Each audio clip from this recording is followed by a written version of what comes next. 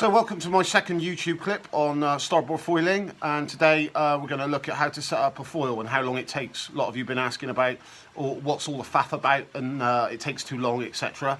Want to make foiling a bit more accessible to a layman person, so want you to see the reality of what the situation is. Whilst we're talking about the reality of the situation, I think it's worth pointing out that the Starboard Matty Latino YouTube clip that was put out 2 days ago was a little bit frustrating in that he was lent up against a 2.5 gram board with his 8 different combinations of wings and foils and fuselage, with a total to about 10 grand. We haven't all got that much money, and we want to try and make this sport accessible. So Starboard, can you try and keep it real, please, for these people? Because it is a great sport and we want as many people to do it as possible. And we don't all live in exotic locations. Here, right now in the UK, it's 1 degree. We're in lockdown. We've lost another game of Boris Bingo. So we're in lockdown till the middle of Feb. And that's the reality. Okay, so I'm going to put this together. When you buy a foil, it comes with some a simple tool, like an Allen key tool, but a torque one. And yeah, and it comes with the basic standard screws, nuts and bolts. I've bought more. They range from like 100mm like this to 14mm, which are tiny little ones like this. Now, they're all torque headed. They're all M6 grade. If you get in the slingshot version, it'd be M8. And that's to do with the thickness. They're a little bit thicker, the slingshot ones. They're all marine grade. I think that's A3, classed as A3 marine grade. So they're good in salt water. And also I treat them with this Pfaff gel stuff.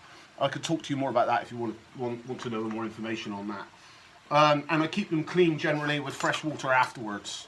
I like using this tool, which is similar to Allen key, but it's a bit bigger, so it's easier to move with your fingers. So yeah, let's time it. Let's see how quickly I can do it. So we're 2 minutes in. So I just immediately get the fuselage, get the big part. That always happens, wrong way up. But that's the reality of what we're dealing with. And cold hands. The 14mm bolts go in the front. Okay, put those straight in there. That's fine. Using my little tool, as I explained a minute ago, just whip them in. Much quicker than using an Allen key, as you'll see. Turn it over. There's 2 bolts that go in the back, exactly the same. Bang, bang, in they go. Let's be honest, if it's windy and you want to get out there and there's a rigging frenzy going on, you don't want to be mucking about. So obviously, you know, having it in your van ready to go is better, but obviously it takes up a bit more room, you know. We don't all have a nice little storage on the side of the beach, do we? So that's the front wing done. Next would be the back wing, whilst we're up this way. So the back wing, I have it far out as I can. We can talk about adjustments on that back wing another time. These are the 18mm, so in they go. That one's in. There's 2 on this one at the front, one at the back, and that allows for the adjustment and the play. Again, get my little tool, just tighten them up, finger tight. What I'll do is I'll go over at the end, tightening everything up, just lining that one up. Sometimes it does get a little bit tricky. There we are, that one's in. Just do it up as much as I can with my fingers. Then we're going to go for the mast. Now this mast comes with something here. This is the direction you're going to go. So you make sure that lines up with the direction you're going to go, and bang, in it goes there. All together, there are 3 underneath and 2 on the side bolts. And the bolts on the side are male-female ones. So you use a female's version that goes through one side, male version goes in the other. Not quite lined up, there we go, it is now. And in that goes. Just do that with my fingers a few times. There's 2 of those, that's one. The other one, boom, get that as well. Now these are quite good in that you don't need to hold both sides. Although I could hold both sides, I could use their Allen key and use my Twizzler to speed up the process, which is what I would do in reality. That's one done, and that's the other one done. So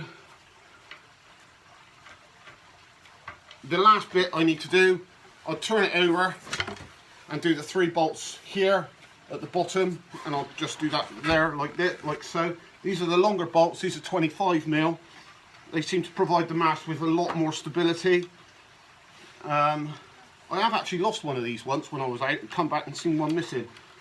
But again, using my little Twizzler, just go all the way up. That's one. I wouldn't use electric, to be honest, because the electric could over tighten and snap it, and then you could have all sorts of problems. I like using the hand one. And then, now I've done that, I would then, it would probably take me a minute or two at the most, go round with the ratchet spanner, just tightening them all up. So I'll just demonstrate here on the back wing, making sure that it's going the right way. There. And that's all I would do on each one, just reasonably tight, nothing stupid. So, yeah, my foil is now ready to be connected to my deep tuttle fin on the board. And that's as long as it takes. Yeah, I mean, if there's anything else you need to know or want me to demonstrate, that's fine. But that essentially took 5 minutes. And I'm back now, got to go and play Boris Bingo, see what's going to happen about schools and homeschooling and exam results. So, I'll let you know. Look forward to the next one.